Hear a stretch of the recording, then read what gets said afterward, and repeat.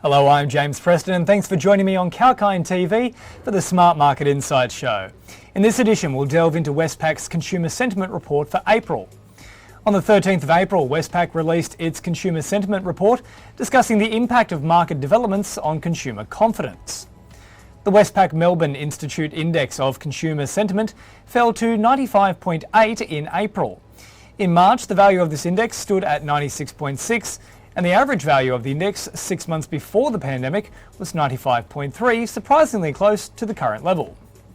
The relatively small decline in April follows the previous month's sharp fall of 4.2% in the Consumer Sentiment Index, largely due to the Russia-Ukraine war. The drop in confidence somehow reduced in April after consumers obtained some positivity during the month itself.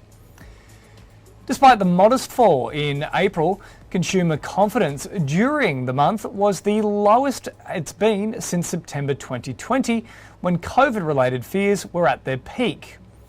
The April consumer confidence encompasses various factors that have led to the slight drop.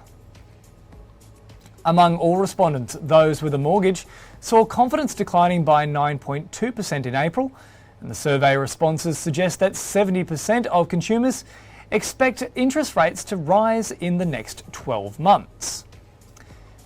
Meanwhile, there is a sharp uptick in the proportion of people wishing for rates to rise by more than 1%. The possibility of rising interest rates also helped push consumer sentiments higher, as some individuals expect higher interest payments moving forward. However, inflation continues to bog down the liveliness of the markets, as the time to buy a major household item sub-index fell sharply by 5.3%. In fact, inflation-related uncertainty affected the results of all subgroups included in the research. In March 2022, consumer confidence took a hit due to geopolitical issues, floods, inflation, and also interest rate concerns. Some effects of the previous month's loss in confidence are still visible in April. However, the federal budget has been the source of much of the positive reinforcement in recent times throughout April, leading to a much lower confidence decline than that of March's massive fall. The budget announcement came a week before the April survey, contributing to the change visible in consumer sentiment, as indicated by the report. However, the proportion expecting to be worse off was larger than the proportion expecting to benefit, with a net balance of minus 7.2%.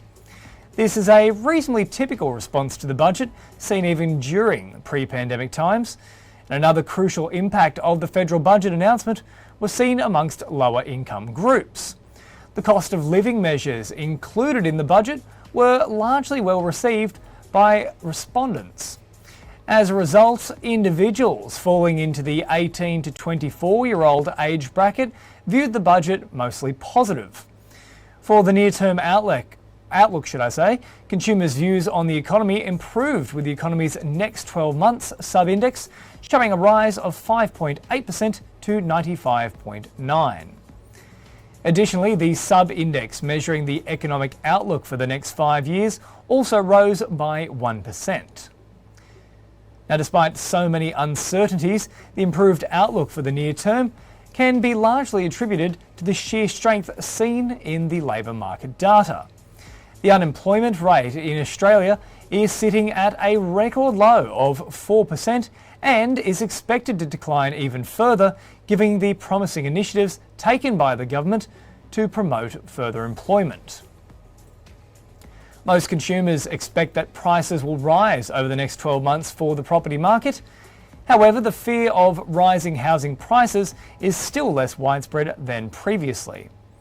The Westpac-Melbourne Institute House Price Expectations Index fell by 3.5%, and this translates into around half of the consumers expecting the prices to rise moving forward.